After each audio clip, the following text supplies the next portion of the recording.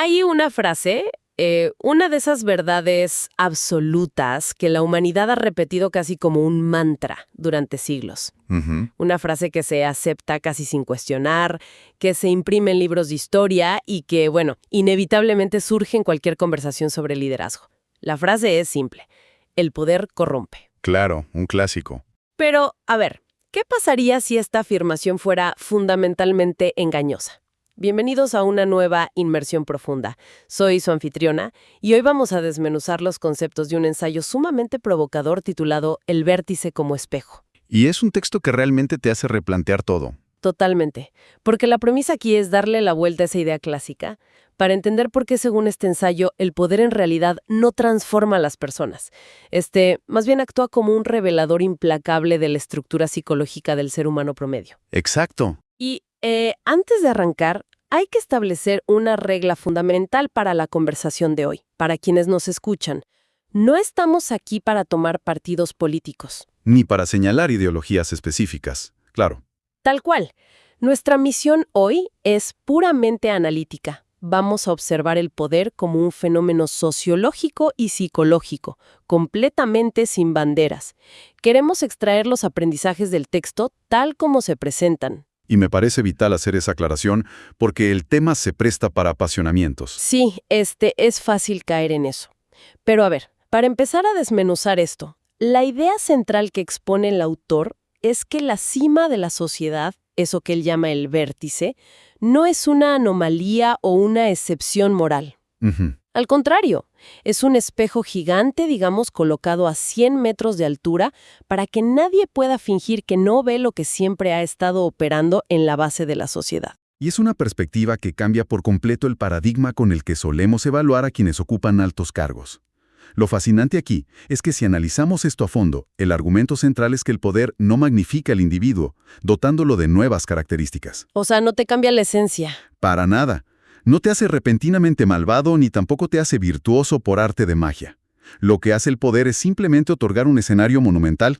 Es puramente un cambio de escala. Un amplificador. Exactamente, un amplificador brutal. En la vida cotidiana, allá en la base de la pirámide, la mediocridad de una persona, su falta de autoconciencia o sus pequeños sesgos cognitivos pues pasan desapercibidos. Son simplemente ruido en el sistema. Ruido de fondo. Sí, ruido de fondo que no afecta a muchos. Sin embargo, cuando esa misma persona, con esa misma estructura psicológica intacta, es elevada al vértice, ese ruido se amplifica a niveles ensordecedores. Y sus torpezas cotidianas dejan de ser anécdotas menores para convertirse en historia. Es una lente de aumento que no perdona absolutamente nada. A ver, para que quienes nos escuchan puedan visualizar mejor esa lente de aumento. Pensemos en algo bien cotidiano, algo que a cualquiera le podría pasar. Imagina a alguien que organiza una cena familiar en su casa y por estar distraído mirando el teléfono, quema el plato principal. Un desastre culinario clásico. Claro. Y en lugar de decir, bueno, mala mía, me equivoqué, me distraje, en lugar de eso se enoja. Se pone a la defensiva. Exacto. Culpa al horno. Dice que la receta de internet estaba mal escrita, se queja de que los invitados lo pusieron nerviosos al llegar temprano y termina ofendido él mismo. Es una falta de autocrítica total. Total. ¿Es molesto? Sí, pero el impacto se queda ahí. 4 personas terminan pidiendo una pizza y ya está. Ahora, la analogía del texto nos pide que pongamos a esa misma persona con esa misma incapacidad estructural para admitir un error a cargo de la economía de un país entero. Y ahí la cosa cambia drásticamente. El horno quemado ahora es una recesión económica severa, y la culpa, siguiendo el mismo patrón, la tendrán los mercados internacionales, o la oposición, o la prensa. El mecanismo mental es exactamente el mismo. Es idéntico. Es la misma falla estructural del individuo, pero ahora con consecuencias directas para millones de personas. Y este ejemplo que das, destruye por completo lo que el autor llama el mito de la elevación mágica. Ese mito que todos compramos de alguna manera. Todos lo compramos. La cultura general tiene esta expectativa, que es casi romántica, de que cuando un individuo llega a un alto cargo, ya sea en un gobierno o en una megacorporación, ocurre una especie de alquimia psicológica en su cerebro. Como si el cargo te diera poderes. Tal cual. De repente, por el mero hecho de sentarse en la gran silla del poder, la sociedad espera que aparezcan cualidades extraordinarias: responsabilidad, visión estratégica a largo plazo, una integridad moral intachable. Sí, esperamos adultos perfectos. Pero el análisis del ensayo es tajante al revelar que esta transformación simplemente no existe, es una ilusión. El poder es una luz brutalmente clara que no añade nada, no corrige los defectos y definitivamente no eleva la calidad humana de nadie. Lo único que hace es quitarle los frenos. Exacto. Le quita los frenos sociales al individuo, porque de pronto ya no enfrenta las consecuencias inmediatas que tendría en su vida privada o en la base de la pirámide. Y si el poder solo amplifica y quita los frenos, eso arruina por completo nuestra fantasía de que el cargo hace a la persona. Y aquí surge un término en el texto que me parece crucial para entender todo este fenómeno. El ensayo habla de la estupidez estructural. Un término fuerte sin duda. Muy fuerte. Y quiero hacer una pausa aquí, hacer un paréntesis para aclarar algo vital para la audiencia. Cuando hablamos de estupidez estructural en este contexto, no tiene absolutamente nada que ver con el nivel académico, ni con la cantidad de títulos universitarios colgados en la pared, ni con el coeficiente intelectual. Es fundamental entender esa diferencia. Yo misma he conocido mentes brillantes, genios absolutos en sus campos de estudio, que están completamente atrapados en esta misma lógica que describe el autor. Es una distinción importantísima, porque la estupidez estructural no es ignorancia de datos o falta de cultura general. Se define más bien como una arquitectura interna del yo. Es la forma en la que la mente está configurada por defecto para operar frente a la realidad y frente a las opiniones de los demás. ¿Y cómo funciona esa arquitectura exactamente? Bueno, el texto desglosa que esta arquitectura tiene 5 pilares muy específicos que dominan por completo el comportamiento de la persona. El primer pilar es que la reacción siempre se antepone a la comprensión. ¿La reacción antes que la comprensión? Así es. Es decir, el impulso primario de responder, de atacar o de defenderse es siempre muchísimo más rápido que el esfuerzo cognitivo que requiere entender el problema real. Eso se ve todos los días, sobre todo ahora en la era digital. Es el reflejo clásico de leer solo el titular de una noticia, indignarse y armar un escándalo en redes sociales, en lugar de tomarse 5 minutos para leer el artículo completo y entender el contexto. Es reaccionar desde la tripa. Desde la tripa, exacto. Y el segundo pilar, que va muy de la mano, es que la identidad es más fuerte que la evidencia. Los datos objetivos, las estadísticas frías o los hechos comprobables simplemente no importan, o son descartados, si contradicen la imagen de quienes creemos ser o en qué grupo creemos estar. Claro, me recuerda a intentar convencer a un fanático de un equipo de fútbol de que el árbitro cobró bien un penal en contra de su propio equipo. Misión imposible. Es que puedes mostrarle la repetición en cámara lenta, en alta definición, desde 5 ángulos diferentes, pero su identidad profunda como hincha le impide físicamente aceptar la evidencia empírica que tiene frente a los ojos. Es un ejemplo perfecto de cómo opera este pilar. Y eso nos lleva naturalmente al tercer pilar de esta arquitectura, que es cuando la emoción domina sobre la razón. En esta estructura mental lo que se siente en el momento es validado automáticamente como lo que es real. Como si el sentimiento fuera un hecho irrefutable. Exactamente. Si la persona siente miedo o siente una indignación profunda, entonces asume que debe haber una amenaza real y tangible allá afuera, independientemente de lo que diga la lógica o los datos. Y supongo que el cuarto pilar va en la misma línea de distorsionar la realidad. Completamente. El cuarto pilar establece que la narrativa es más importante que los hechos puros y duros. Las personas atrapadas en esta estupidez estructural necesitan desesperadamente un cuento. Necesitan una historia maniquea de héroes y villanos para poder procesar el mundo. Porque la realidad suele ser demasiado compleja, ¿no? Aburrida y llena de matices grises que incomodan. Los matices requieren esfuerzo mental. El cuento de buenos y malos no. Y finalmente, el quinto pilar, que es probablemente el pegamento que sostiene toda esta estructura defectuosa. ¿Cuál es ese pegamento? El quinto pilar dicta que la pertenencia a un grupo es más urgente que la verdad misma. ¡Wow! Evolutivamente esto tiene mucho sentido. En la antigüedad, si tu tribu te expulsaba por llevarles la contraria, literalmente morías en la intemperie. Era una cuestión de supervivencia básica. Lo era.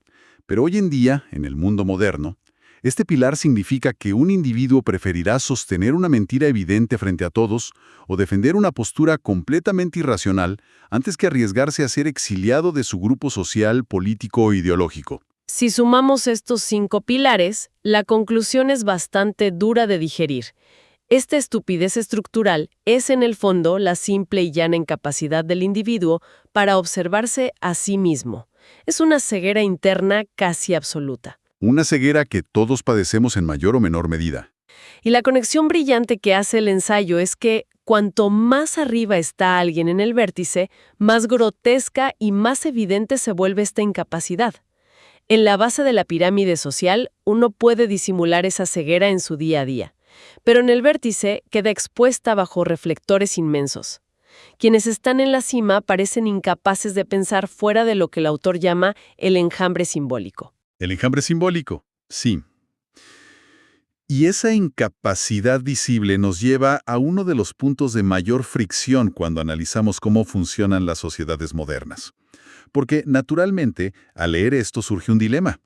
Tenemos esta fantasía que está muy arraigada tanto en el pensamiento político como en el mundo corporativo de que existe una verdadera meritocracia en el vértice. Creemos que llegan los mejores. Creemos que, a pesar de sus fallas burocráticas, el sistema de alguna manera está diseñado para filtrar hacia arriba y seleccionar a los individuos más capaces, más racionales y mejor preparados para liderar. Espera, ahí quiero parar la pelota un momento y hacer de abogada del diablo. Adelante. Si el sistema falla tanto como dice el texto, y los resultados de esa estupidez estructural son tan evidentes en forma de crisis repetitivas, de guerras, de colapsos, ¿por qué no vemos a esas mentes más lúcidas y verdaderamente racionales dirigiendo el espectáculo?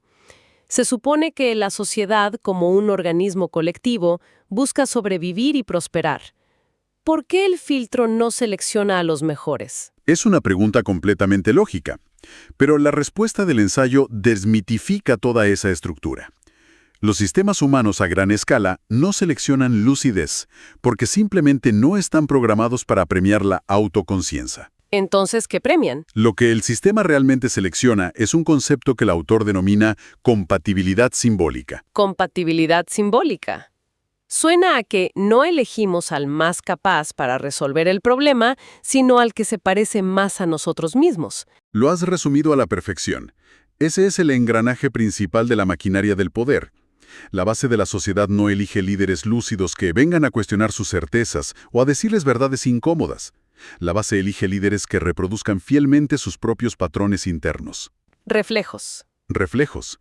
Ascienden aquellos individuos que logran encarnar a la perfección el lenguaje emocional de la masa, de ese enjambre del que hablábamos. ¿Y cuál vendría siendo el idioma de ese enjambre hoy en día? El tribalismo feroz, el victimismo constante, la necesidad imperiosa de señalar virtudes morales frente a los demás para ganar puntos sociales, y sobre todo, la simplificación extrema de los conflictos.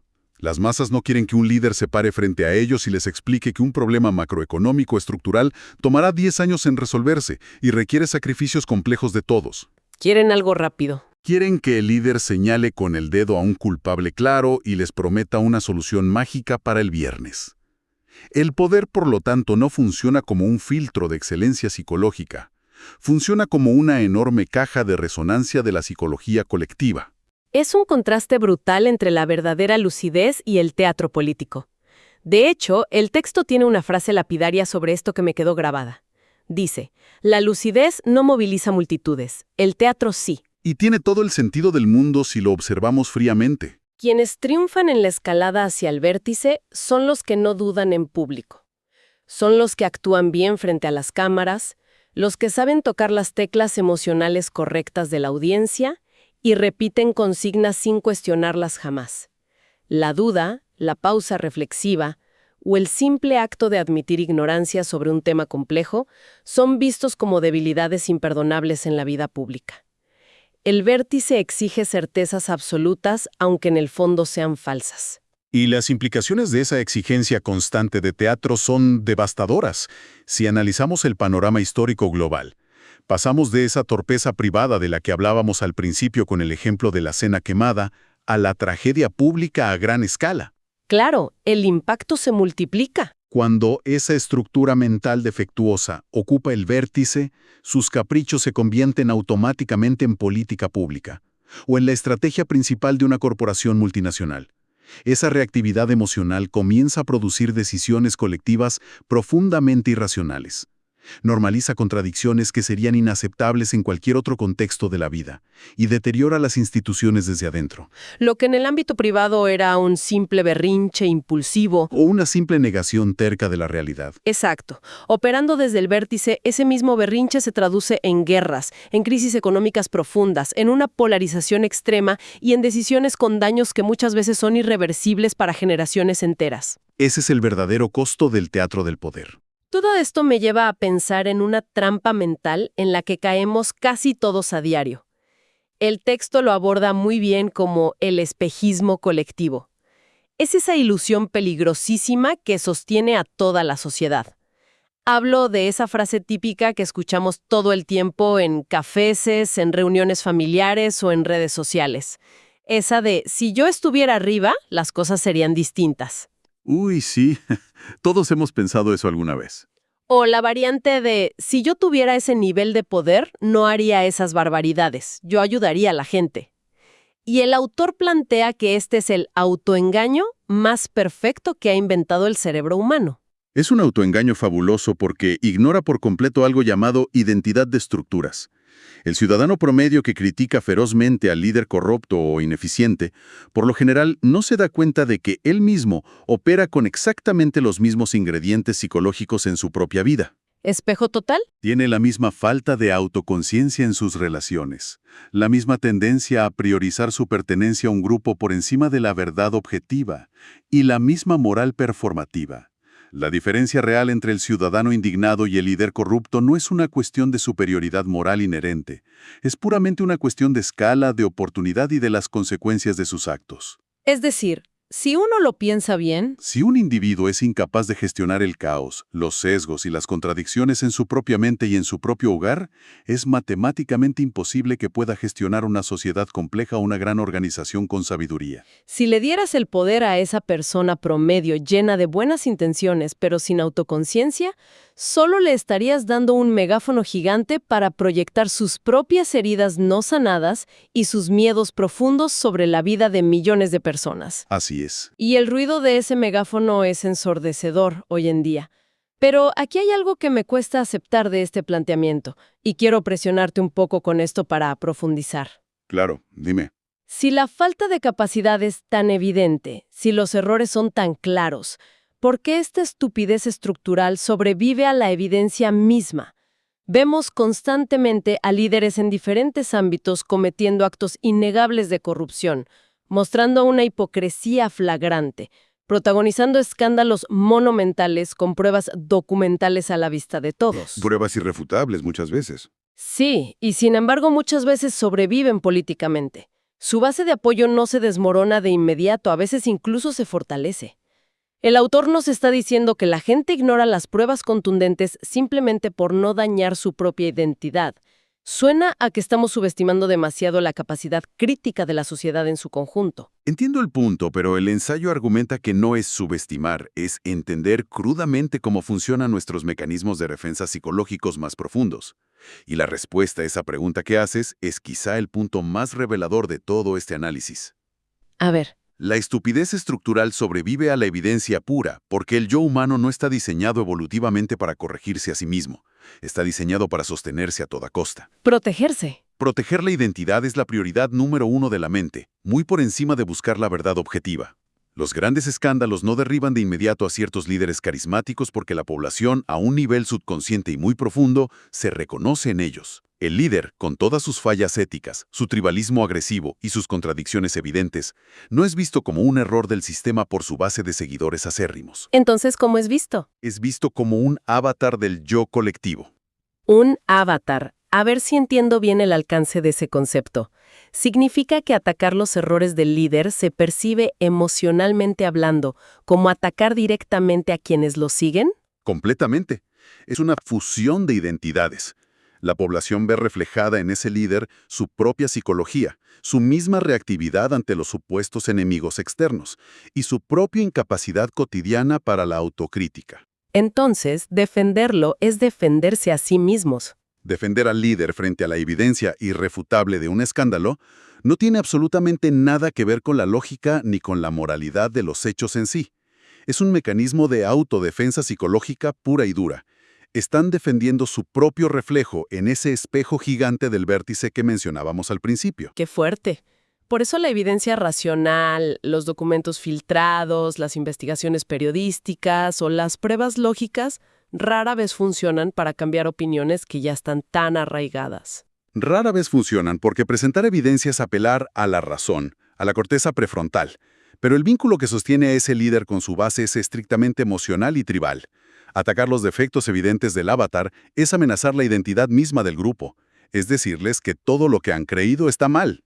Visto así, tiene muchísimo sentido por qué los debates basados en datos y estadísticas rara vez convencen a nadie de cambiar de bando.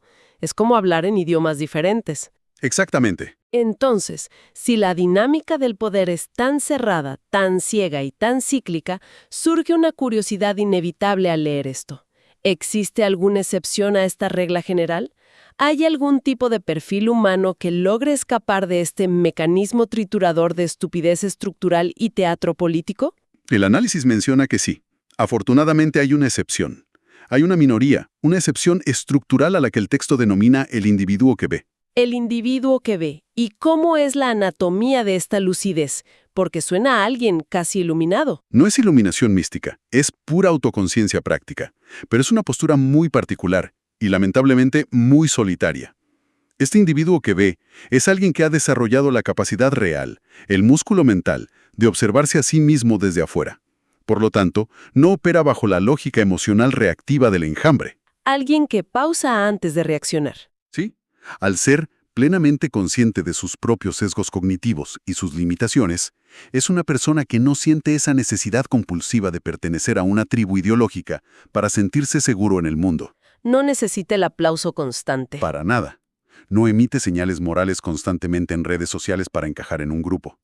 No construye identidades públicas artificiales solo para agradar a una audiencia, ni necesita simplificar la compleja y enredada realidad del mundo para dividir todo infantilmente entre absolutos de buenos y malos. O sea, tolera la ambigüedad. Tolera la ambigüedad y los matices. Sus decisiones y sus posturas se guían por el esfuerzo de la comprensión y por la evidencia disponible, no por la reacción instintiva de las tripas, ni por la narrativa que esté de moda esa semana. Claro. El problema que veo aquí es que al escuchar esa descripción tan detallada, cualquiera pensaría que ese es exactamente el perfil de líder que necesitamos desesperadamente en el vértice. Sería lo ideal, ¿no? Sí, pero aquí chocamos de frente con una ironía bastante cruel del sistema. Estas personas verdaderamente lúcidas son, paradójicamente, las que menos posibilidades tienen de ascender alguna vez al poder. Y asumo que no es porque haya una conspiración secreta en su contra o una regla escrita que se los prohíba de tajo, sino porque, según entiendo la lógica del texto, su misma lucidez los vuelve incompatibles con el mecanismo de selección. Su comportamiento simplemente rompe la coreografía, ¿no? Rompen la coreografía por completo. Le arruinan el baile a los demás. Su estructura interna, pacífica y reflexiva, es totalmente incompatible con ese filtro de selección de compatibilidad simbólica que discutimos hace un momento. Porque no le dan a la masa lo que la masa pide a gritos. Exacto. El vértice exige espectáculo. Exige emociones fuertes, promesas desmesuradas que son imposibles de cumplir, una simplificación grosera de la realidad y una actuación constante, 24 horas al día, para seducir a las masas y polarizar el ambiente creando enemigos imaginarios. Es agotador solo de pensarlo. Y el individuo verdaderamente lúcido se niega a participar en este teatro de ilusiones. Al insistir en señalar los tonos grises de los problemas, al insistir en la complejidad y en la responsabilidad individual, se vuelve completamente inútil para la maquinaria tradicional del poder. La masa se aburre con él. Se aburre o se indigna. La masa no encuentra en este individuo su propio reflejo tribal, por lo que, lógicamente, no lo vota, no lo apoya y no lo sigue.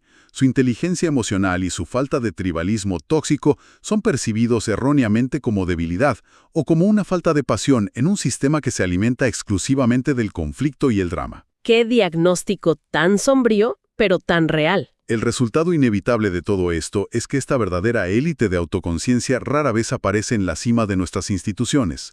Terminan operando como una minoría silenciosa, trabajando desde los márgenes, completamente invisibles para los radares de las estructuras tradicionales de poder que solo detectan el ruido y el ego. Definitivamente es un diagnóstico que nos obliga a replantearnos muchísimas cosas sobre a quiénes admiramos y a quiénes seguimos. Para ir cerrando este análisis a fondo, creo que la conclusión del texto es contundente y para muchos seguramente resultará bastante incómoda. Incomodísima. El vértice de la sociedad, la cima del poder, no está descompuesto. No es una falla técnica ni un error de Matrix. Funciona exactamente como fue diseñado. Funciona como un espejo prístino. Es el lugar donde la especie humana exhibe, en tamaño gigante y en alta definición, su estructura psicológica dominante. Nos muestra lo que somos, sin filtros. Y queda clarísimo que el poder definitivamente no es una fuerza transformadora mágica que llegue a corromper almas puras y nobles, ni tampoco ilumina mentes mediocres. El poder simplemente es un megáfono carísimo que multiplica el nivel de conciencia o la absoluta falta de ella que siempre ha estado ahí operando en silencio. Y aceptar esto que acabas de decir plantea un desafío gigantesco para todos, porque la humanidad por naturaleza evita mirar al vértice como un espejo. Implica un trabajo interno monumental que pocos quieren hacer. Es más fácil mirar hacia otro lado. Es infinitamente más fácil y requiere cero esfuerzo emocional, culpar de todos nuestros males a los líderes de turno y seguir aferrándose a la falsa esperanza de que el problema sistémico se solucionará mágicamente mañana, simplemente cambiando al individuo que se siente en la silla principal. Pero comprender a fondo la profundidad de este fenómeno, como nos invita el ensayo, significa reconocer que la solución real no es de fachada. No basta con cambiar el rostro en el póster. Requiere cambiar y madurar la mente colectiva de la base.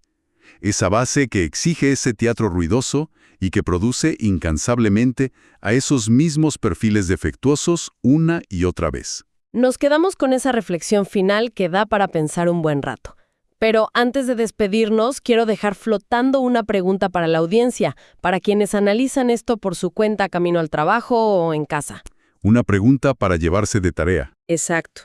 Si damos por hecho, según este análisis, que los individuos verdaderamente lúcidos y autoconscientes son excluidos de manera estructural de la cima del poder, simplemente porque no encajan en la coreografía estridente de las masas, la pregunta es, ¿desde qué otros espacios invisibles o a través de qué redes silenciosas podrían estar operando estas mentes y transformando el mundo hoy mismo, sin ninguna necesidad de usar el ruidoso megáfono del vértice?